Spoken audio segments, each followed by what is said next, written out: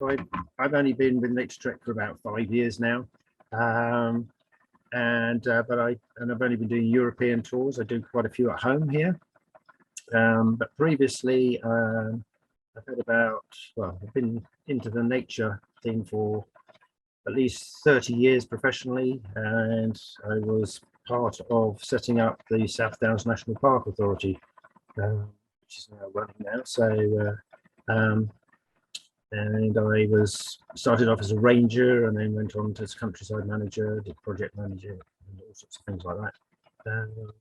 Now I've moved down to Cornwall, and I have my own little plot of land, and I manage that. Part of it's special site of scientific interest with things like Cornish moneywort and violets and things like that.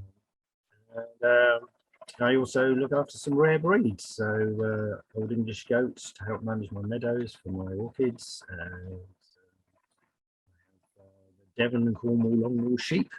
And you might see a picture of me there. I'm holding a Dorking chicken, because that's where I originate from Surrey, Dorking.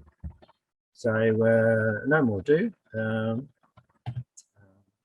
Actually, this view here is Mittersee in Austria, in the Austrian sort of on the go slow in Austria trip. So if you do come on that, you'll have this fantastic view. So anyhow, what I'm going to do, I've done it slightly differently. I'm going to combine the two tours that I lead. So I lead one in Bavaria, and I lead one in Austria. And the Bavarian one's quite strange, because usually you fly into Salzburg and then you drive by minibus into Bavaria. However, this year, because of flights and things like that, we'll be actually flying into Munich, and then I'll drive a bit longer across to the hotel here in this Wiesen, the Alpine Hotel, which is a really very nice hotel.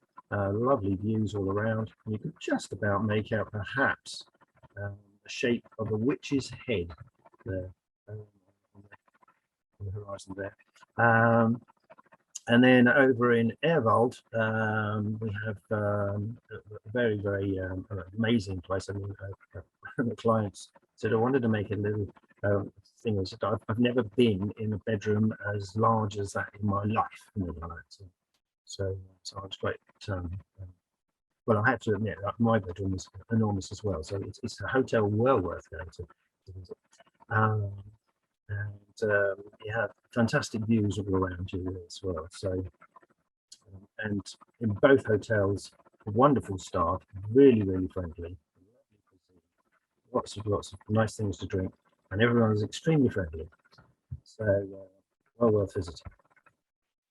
So just roughly,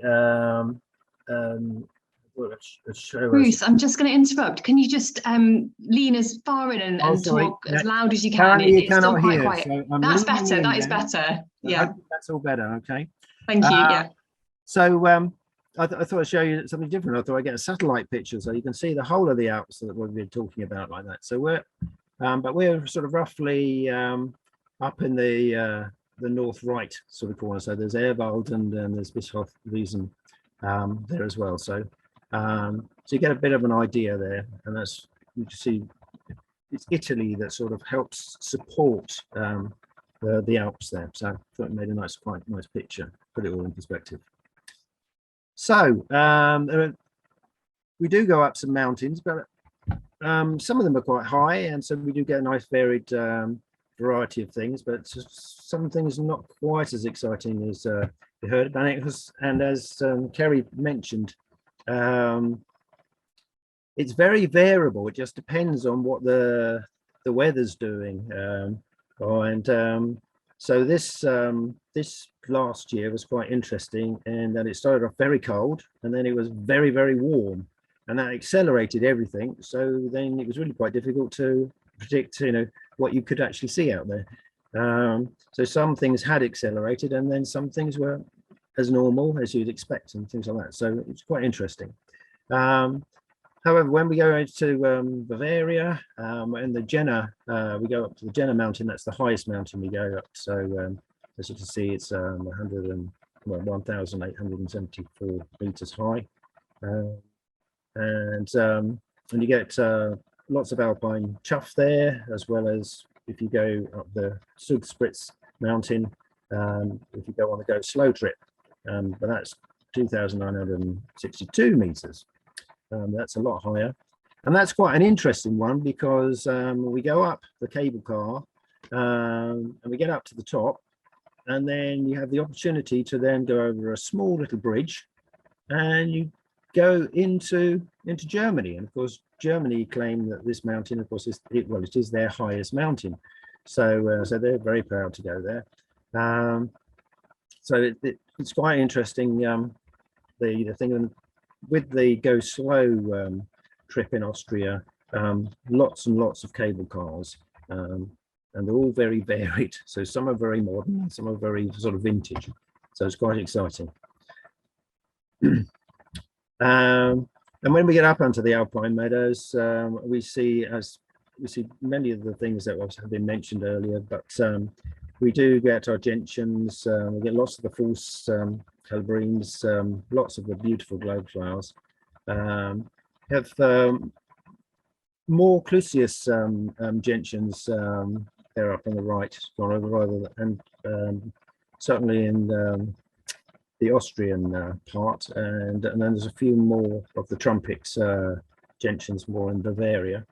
There's the nice, lovely striated Mazarian. See, and we do see quite a lot of the animals like here that keep the meadows in order. It's like the cattle here, and quite a few goats, and sometimes some sheep. And the interesting thing is that because of the fear actually of wolves now moving into the Alps, they seem to have a lot more bells around their necks nowadays. So everybody's deafened by bells if you see any of the grazing animals up there. So it's quite interesting. Me now being a farmer now, it's sort of is something that I certainly wouldn't do here. I wouldn't have bells around my animals' necks. So I think after a few months they'd be deaf.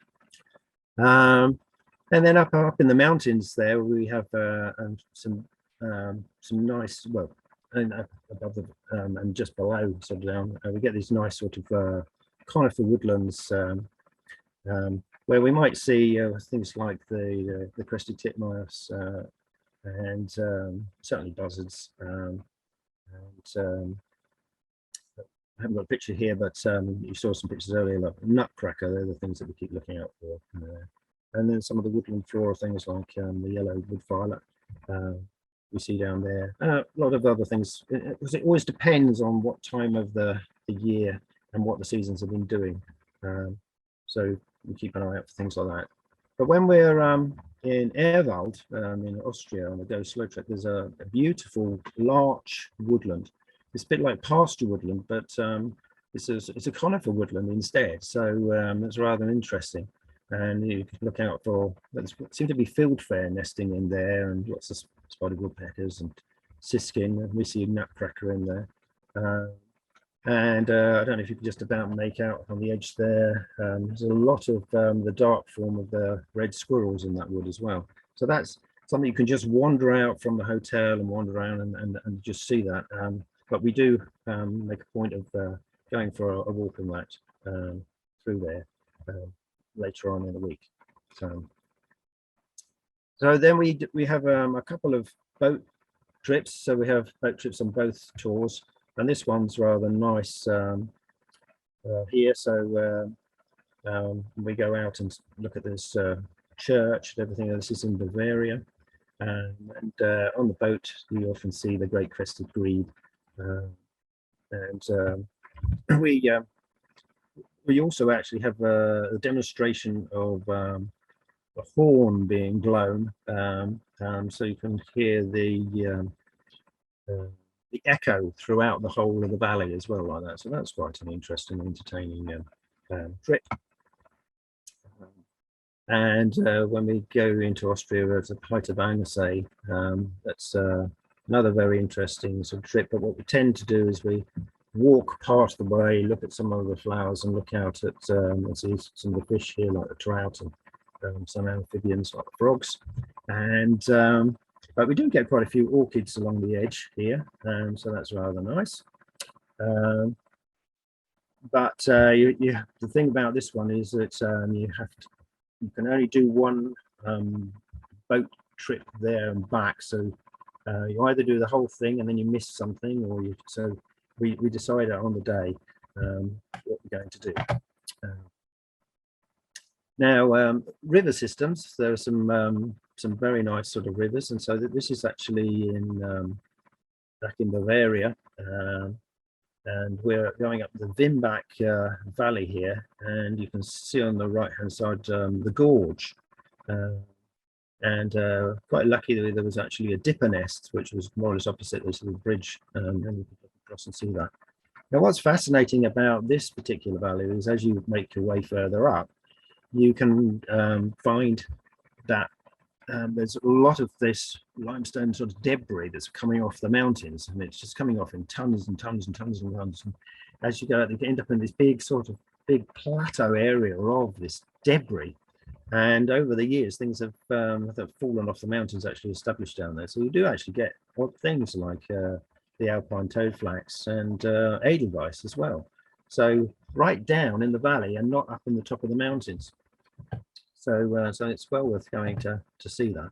But because it depends again, because if it's really hot that day, as it was one time when I did it, you know, you can get really, you need to have lots of refreshment with you. And then the other day, I think it was raining, so so we wanted to try and get out of the rain.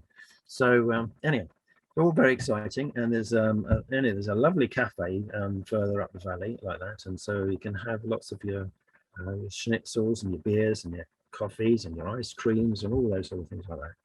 And so it's well worth going up the valley and then coming back again. But back in Erwald in Austria, you have a number of streams that we're going to see as well. So we have this rather unusual little flower, tosia, that grows right on the edge of the stream like that, and we'll see grey wagtails, and we'll see dippers as well, things like that. But there's lots and lots of lovely things up and through the woods there that love the wetness in the streams.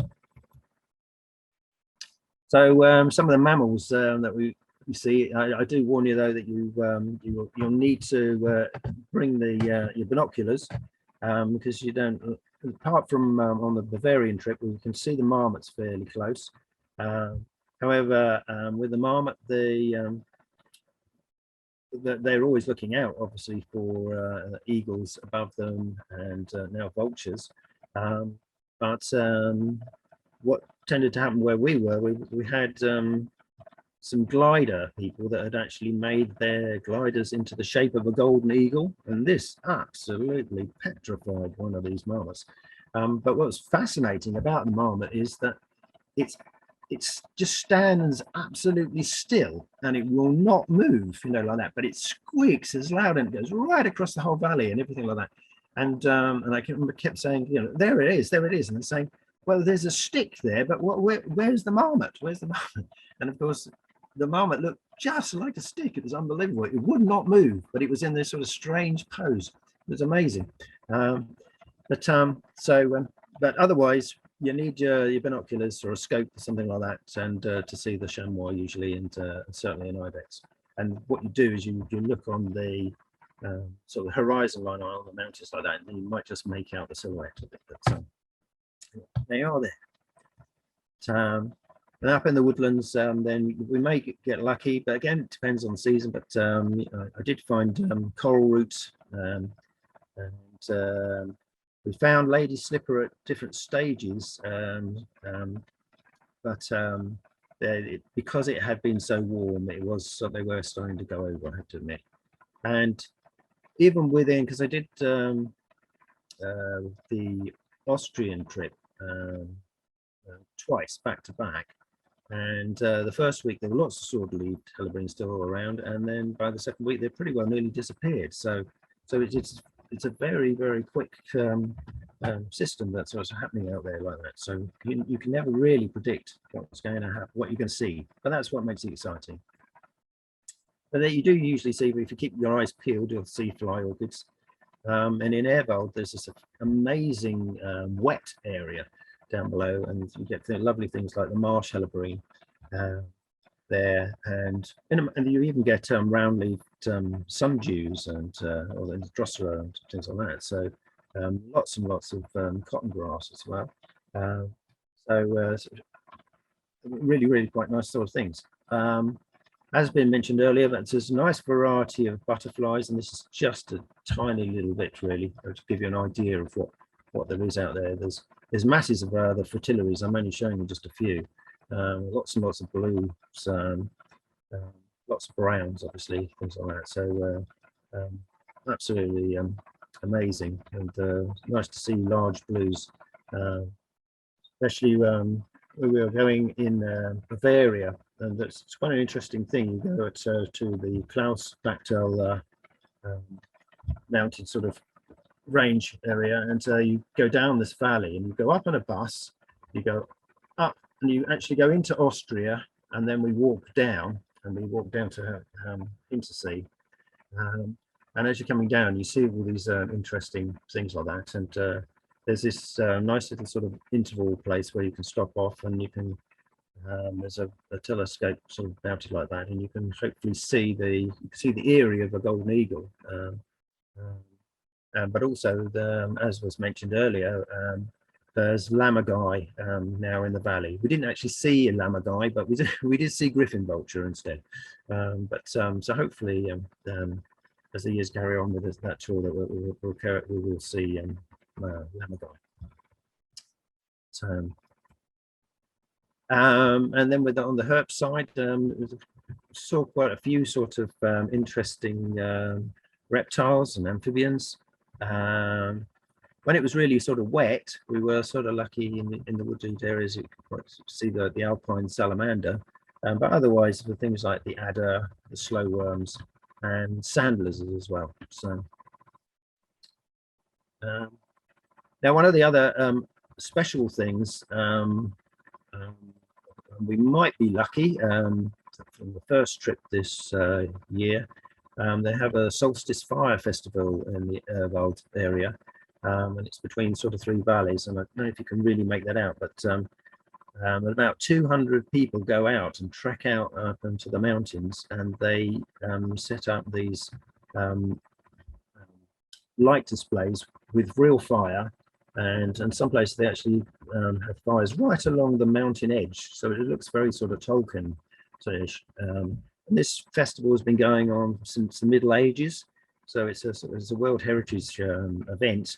It's rather unusual, and this year was all about, well, last year was all about peace, really. So there was lots of doves of peace, lots of crosses, but there was an edelweiss and all sorts of things all out on the mountain. And I just thought it was going to last, I don't know, 20 minutes or something like that. But these things, they burn on, so they're still burning there, sort of like 2 hours later up on the mountains. Absolutely amazing it was.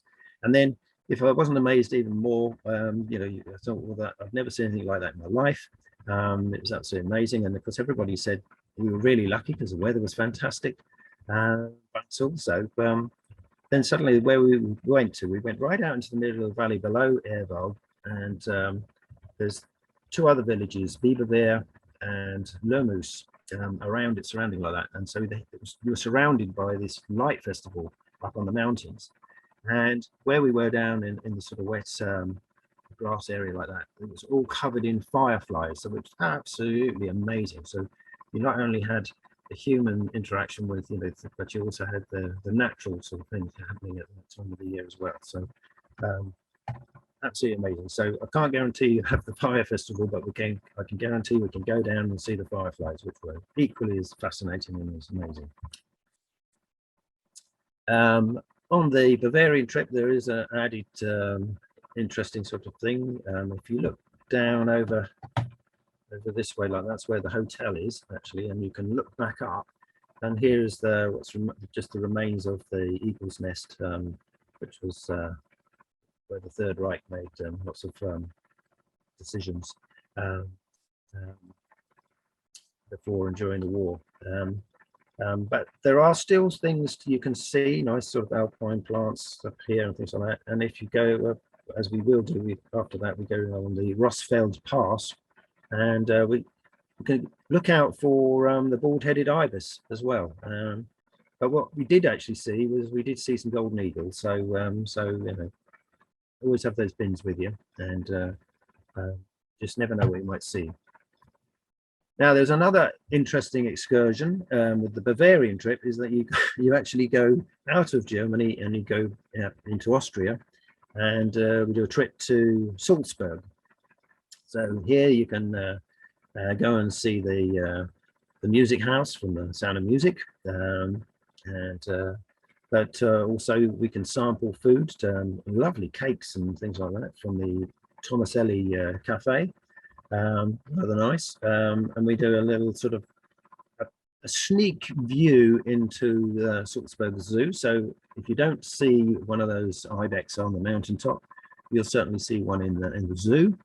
And also, obviously, Mozart was born here in Salzburg, so it's there's a lot of things to see. It's a bit of an unusual sort of excursion, but from the usual sort of Naturetrek sort of thing, but it's quite an adventure.